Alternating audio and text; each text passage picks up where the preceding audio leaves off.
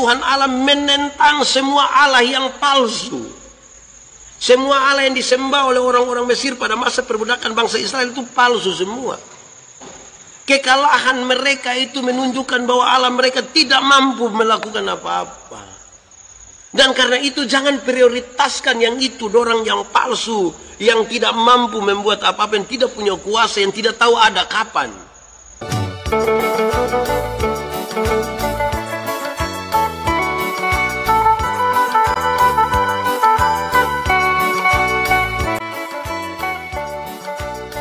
Kita akan belajar bersama-sama tentang hukum pertama.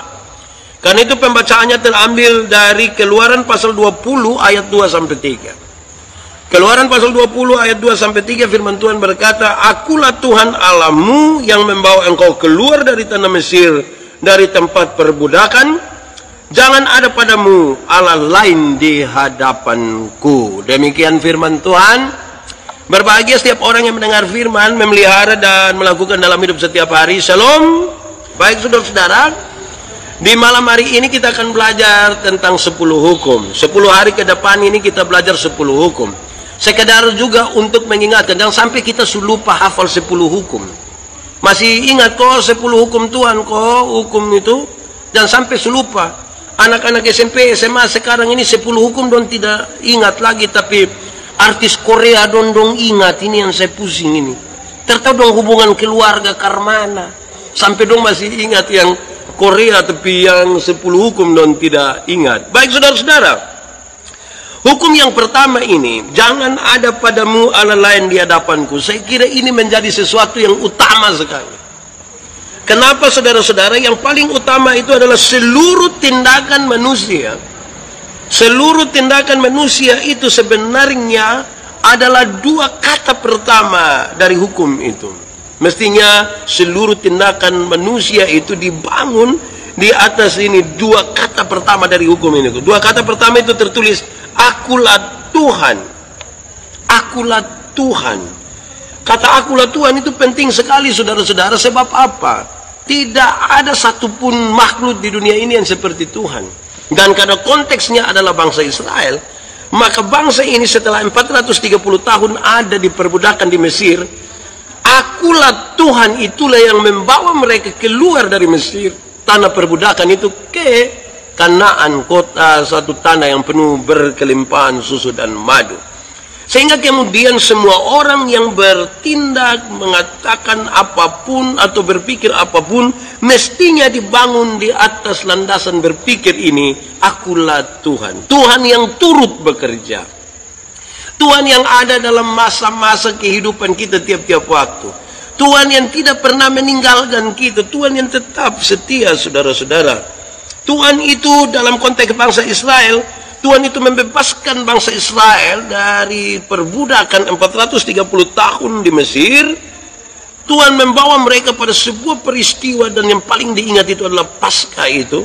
Waktu anak-anak sulung itu mati, dan Tuhan membawa mereka keluar, masuk itu berbagai-bagai tempat, Laut Merah, dan berbagai-bagai keadaan di padang gurun. Dan akulah Tuhan itu yang luar biasa di sana.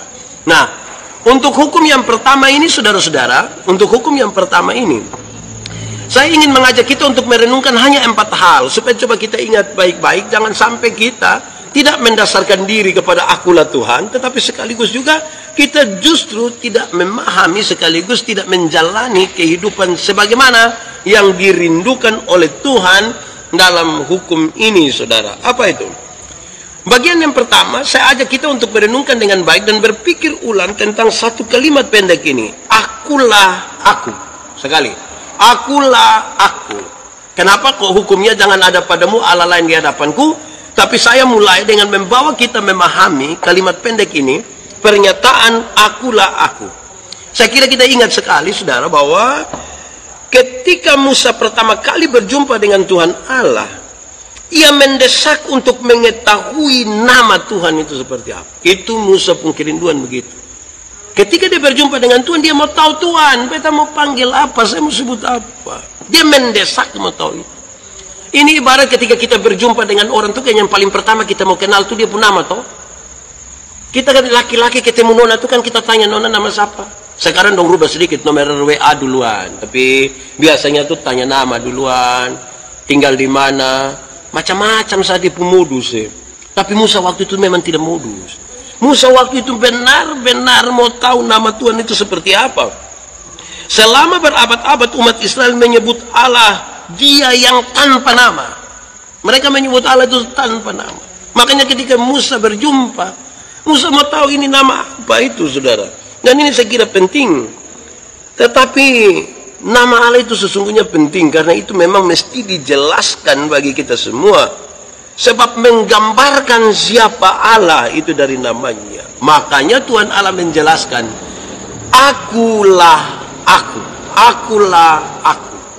Waktu Tuhan Musa tanya, dia sebut, Akulah Aku. Ini sebuah pernyataan yang saya kira agak aneh. Kita tanya nama, tapi beliau menyebutkan sebuah sebutan yang tidak lazim. Tuhan menyebutkan Akulah Aku. Akulah Aku ini, saudara-saudara, di sini sesungguhnya ingin menjelaskan satu hal yang menurut saya sangat-sangat penting bagi kita semua. Akulah Aku mengandung arti kecukupan. Artinya bahwa akulah Aku itu ada. Aku itu ada dan sudah cukup bagi semuanya. Aku yang ada sejak sebelum segala zaman. Akulah Aku yang menciptakan segala sesuatu termasuk kamu semua. Akulah Aku yang membuat dunia ini, alam semesta ini, jagat raya ini. Aku sudah ini. Tidak ada lain lagi. Akulah Aku. Saudara-saudara, Aku adalah Aku. Itu sebuah pernyataan untuk mengatakan bahwa selesai, itu paling sempurna sudah. Tidak ada lagi unsur lain di luar itu. Akulah Aku. Kalimat yang paling pertama ini yang akan menolong kita untuk memahami maksud dari hukum yang pertama.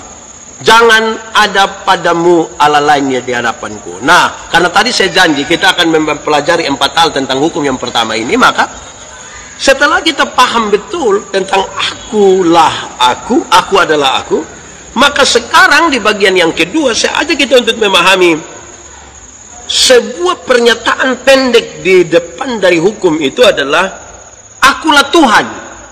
Yang Aku adalah Aku itu, dia lanjut. Di hukum itu dia menyebutkan, Akulah Tuhan. Maksudnya dalam ayat tadi, ayat 2 tadi. Akulah Tuhan Allahmu yang membawa engkau keluar dari tanah Mesir. Jangan ada padamu Allah lain di hadapanku. Nah sekarang mari kita pahami ini dulu. Akulah Tuhan. Saudara-saudara, dalam perjanjian lama, kalau kita membaca perjanjian lama, ada beberapa kata yang dipakai untuk nama Tuhan. Misalnya Yehova, yang berarti yang agung dan yang kekal dan yang sudah ada dengan sendirinya. Dia itu sudah ada. Dia yang sementara ada dan dia juga yang akan datang. Dan saya kira ini menjadi sesuatu yang lengkap. Namanya berarti dia yang dia yang sudah ada ini. Akulah Aku itu. Akulah Tuhan sudah. Akulah Tuhan ini. Supaya apa, saudara? Ketika kita mengaku bahwa dialah Tuhan itu, saudara, kita akan bertindak seperti apa yang dia mau. Sedang dia yang ada sejak dahulu kala. Dia yang sudah menciptakan kita semuanya. Dia menciptakan kita. Dan karena itu mestinya kita tergantung kepada dia. Kita berharap kepada dia. Kita beriman kepada dia. Kita tidak boleh menggantungkan seluruh kehidupan kita bukan kepada dia yang telah selesai dengan semuanya. Kepada manusia ini kan belum selesai dan banyak hal. Tetapi Tuhan, dia yang telah ada sejak semula, terus ada, dan dia yang sampai akhir itu. Dia sudah itu. Kita menggantungkan diri kepadanya. Dari sudah 2 nih. Setelah kita paham tentang Aku adalah Aku, terus kita memahami tentang Akulah Tuhan. Nah sekarang mari kita lihat kalimat ini di bagian yang ketiga, masuk kepada hukum ini. Akulah Tuhan Allahmu. Akulah Tuhan Allahmu. Ini penting sekali, saudara-saudara. Untuk apa? Betapa mulianya sebuah penjelmaan. Akulah Tuhan Allahmu yang mesti engkau sembah itu. Akulah Tuhan Allahmu yang hadir bersama-sama dengan kamu, bergumul bersama-sama dengan kamu, melepaskan dan membebaskan kamu. Saudara-saudara, kalau kita baca Mazmur pasal 23, kita melihat bahwa ketika air tenang dan rumput hijau berlimpah, Daud berbicara tentang Tuhan. Tetapi ketika badai mengancam dan bayang-bayang maut mendekat, ia mulai berbicara kepada Tuhan. Tuhan yang jauh telah menjadi gembala bagi domba-dombanya. Bahwa ia Tuhan adalah misteri yang agung. Bahwa ia Tuhan Allahku adalah pernyataan yang akrab. Bahwa ia Tuhan adalah hal luar biasa yang mempesona. Bahwa ia Tuhan Allahku adalah kehadiran yang bersifat pribadi. Akulah Tuhan Allahmu. Jadi bicara tentang dia yang sudah ada tadi, di aku adalah aku itu, dialah Tuhan sudah, tidak boleh ada yang lain, itu dia sudah yang Tuhan. Tapi dia juga yang hadir sama-sama dengan kita. Dia yang ada di dalam kita. Karena itu saudara-saudara, maka kalau kita membaca bagian ini saudara-saudara, Tuhan itu kekal. Tuhan yang kekal itu ada dengan sendirinya. Tetapi juga Allah yang selalu hadir. Maka ia menuntut prioritas. Dia menuntut prioritas. Mari kita mengerucut kepada hukum ini. Prioritas dalam kehidupan umatnya adalah jangan ada padamu Allah lain di hadapanku. Itu dia harus jadi prioritas. Kok tidak ada yang mendahului dia? Semua dia yang ciptakan. Bagaimana kita tidak taruh dia sebagai prioritas? Ini kalimat akan mengajarkan kita sejumlah hal. Kenapa? Karena ketika di Mesir Tuhan Allah menentang semua Allah yang palsu. Semua Allah yang disembah oleh orang-orang Mesir pada masa perbudakan bangsa Israel itu palsu semua. Kekalahan mereka itu menunjukkan bahwa Allah mereka tidak mampu melakukan apa-apa. Dan karena itu jangan prioritaskan yang itu, orang yang palsu, yang tidak mampu membuat apa-apa, yang tidak punya kuasa, yang tidak tahu ada kapan. Tetapi dia Allah yang tadi, aku adalah aku. Dia Tuhan, tetapi dia yang hadir di tengah-tengah kita. Karena itu dia menuntut kepada umat yang dibebaskan. Ingat, jangan ada padamu Allah lain di hadapanku. Ini penting saudara. Kenapa? Saya melihat catatan ini menarik saudara-saudara. Seringkali manusia itu kedengaran mengeluh. Mari kita jujur. Kan saya mau bawa kita lebih kepada aplikasinya. Seringkali kita manusia ini terlalu mengeluh.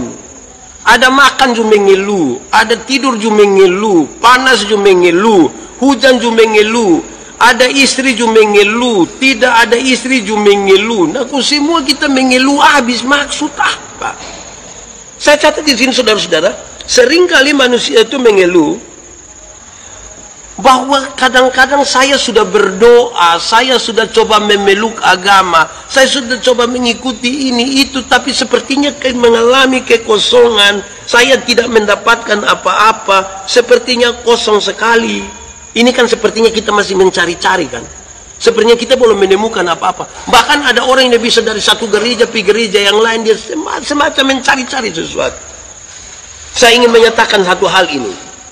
Jika saudara sudah mencari Allah dan tidak mendapatkan yang Anda harapkan, jika saudara mencari Allah dan saudara tidak mendapatkan apa yang saudara harapkan, maka itu berarti bahwa saudara belum memenuhi sebuah persyaratan. Saudara belum memenuhi sebuah persyaratan yang penting tadi. Mencari Tuhan dengan sepenuh hati. Maka saudara tidak memenuhi syarat yang terutama, yaitu jangan ada padamu Allah lain di hadapanku. Masih abstrakkah? Masih abstrak kok?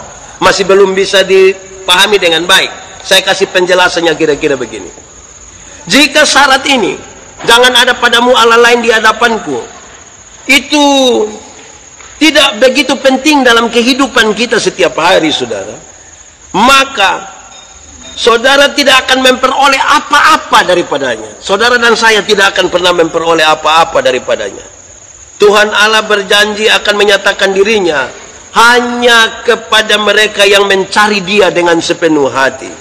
Karena itu saudara-saudara, jangan ada padamu Allah lain di hadapanku. Jangan. Tidak boleh ada Allah lain di hadapanku. Seperti orang-orang yang dahulu menerima hukum-hukum itu dari Tuhan, kita pun saudara-saudara mempunyai kecenderungan untuk menyembah berhala. Kadang-kadang kita ini masih punya kecenderungan untuk menyembah berhala. Seperti apa tuh saudara-saudara? Masih banyak orang itu memberhalakan pendidikannya, sekolah tingginya. Masih banyak orang memberhalakan uang. Masih banyak orang memberhalakan nafsu, seks, kekayaan, materialisme, kesenangan, dan berbagai-bagai hal yang terbatas. Kalau itu masih ada di kita, kita belum memenuhi persyaratan tadi. Kita tidak akan mendapatkan apa-apa. Paling kita dapat yang umum-umum. Matahari pagi, hujan, dan lain-lain yang sifatnya terbatas. Tetapi kalau mau berjumpa dengan Tuhan itu, persyaratannya ini. Kenapa saudara? Masa Tuhan menciptakan, Dia kasih kepercayaan kepada kita. Lantas setelah Dia memberi kepercayaan kepada kita, Dia kemudian melihat kita jatuh di dalam dosa. Dia tidak biarkan kita sengsara. Dia berjanji menyelamatkan kita. Dia setelah panggil Abraham, dari Abraham jadi satu bangsa Israel. Israel ini oleh karena mereka punya situasi dan dinamika, mereka pindah ke Mesir. Setelah 430 tahun di sana, Tuhan bawa mereka keluar. Mereka memang sudah hidup dan melihat cara menyembah orang di sana. Tapi kan itu semua palsu di sana. Tuhan harus kasih ingat, kalau kamu sudah saya bawa keluar, tidak boleh ada Allah lain di hadapanku. Tidak boleh. Termasuk, nah jangan sampai dong mengerti tak salah ini. Jangan sampai kita juga mengerti tak salah. Karena Tuhan bilang, jangan ada padamu Allah lain di hadapanku. Maka kita bilang, oh kalau di hadapan Tuhan tidak ada, tapi di dalam diri badan kita ada. Karena banyak yang memberhalakan dia punya otaknya. Dia pikir dia sudah terlalu pintar, jadi itu dia pun Tuhan sudah. Separuh berhalakan dia punya kulit, baru lebih putih sedikit, sapu sombong. Kadang-kadang dia postur agak bagus sendiri, gaya memati. Nah, itu bukankah berhala-berhala? Tidak boleh. Nah, jangan sampai kita pikirkan Tuhan bilang jangan ada padamu Allah lain di hadapanku. Jadi kita pikir kalau di dalam kita tidak apa-apa. Masih banyak orang memberhalakan uang, materi, saudara-saudara. Itu berarti ada Allah lain di situ. Ada yang kita sembah di situ. Kita menuruti keinginan dari uang. Uang itu benda mati, tapi kok dia bisa suruh-suruh kita. Mestinya uang itu adalah hamba yang baik. Dia bukan Tuhan atas kita. Dia harus hamba supaya dia yang melayani kita. Jangan kita yang melayani kembali dia. Kalau tidak kita geser Tuhan Allah. Kita sudah tidak lagi menaruh perhatian kita kepada Tuhan Allah. Saya bilang pada saudara, sebagai pendeta ini kan kami melayani orang di mana-mana. Kadang-kadang don telepon saya, Pak Pendeta singgah dulu di rumah sakit ya, ini ada orang sakit, orang segala macam. Kupang ini kan sekarang macet-macet, kita boleh gas kok cepat-cepat sampai. Pas kita sampai ini, dia bilang Pak Pendeta doa dulu. Pas kita pun doa habis, dia bilang begini, Pak Pendeta, ini obat ini terlalu mantap, Pak, terlalu mantap. Nah, kalau ini obat sudah terlalu mantap, susah berdoa untuk apa? Pak Pendeta, ini dokter ini terlalu mantap. Nah, kalau dokter sudah terlalu mantap, nah saya berdoa lagi untuk apa? Saudara lihat, tanpa sadar yang kita isi di sini ini bukan Tuhan. Yang kita isi di sini ini apa yang kita ketahui sebagai manusia dan bukan Tuhan. Makanya saya kira perintah ini serius. Jangan ada padamu Allah lain di hadapanku. Itu berlaku mutlak. Itu berlaku kekal juga. Jangan sekali dua kali, jangan sebulan dua bulan, tapi seumur hidup. Dia menjadi sesuatu yang sangat pokok di dalam kita. Akulah Tuhan Allahmu. Dia memperkenalkan diri kepada kita. Yang membawa kamu keluar dari tanah perbudakan. Dalam konteks kita, yang telah membawa kamu keluar dari dosa. Ingat, jangan ada padamu Allah lain di hadapanku. Jangan ada. Tidak baik kan masa orang lain yang tolong kita, kita pi hidup dan terima kasih di orang lain. Masa Tuhan yang menolong kita, Tuhan yang memberkati kita, Tuhan yang membuat semuanya bagi kita, kok kita bisa tidak menaruh Tuhan sebagai Tuhan di dalam hidup kita? Kita bahkan tidak percaya kepadanya, padahal dia menyiapkan banyak sekali hal. Saudara-saudara, kalau kita mau lihat saudara-saudara, kalimat ini kalau kita sederhanakan tuh kira-kira begini. Jangan ada padamu Allah lain di hadapanku. Sebenarnya berbunyi kalau kita bikin sederhana begini. Ingat, jangan ada Allah lain di hadapan mukaku. Di mukaku tidak boleh ada. Tidak boleh ada Allah selain aku. Tidak boleh. Hanya Tuhan Allah saja. Supaya betul-betul kita menyembah hanya kepada Tuhan. Apa yang ingin saya mau katakan di sini? Kalau larangan itu, ini sebuah perintah yang menarik ini. Sekaligus melarang jangan ada padamu Allah lain di hadapanku. Dia mau kasih tahu. Hak untuk mendapat penyembahan itu, hak itu hanya bisa diberikan kepada Tuhan. Itu Tuhan punya barang, kasih sudi Tuhan. Kalau saudara ingin menyembah, menyembah saja kepada Tuhan. Tidak boleh ada yang lain, tidak boleh ada yang menggeser Tuhan di situ. Sebablah Dia itu Tuhan. Dia sudah, yang sejak awal Dia sudah ada. Dia yang memperkenalkan diri kepada manusia.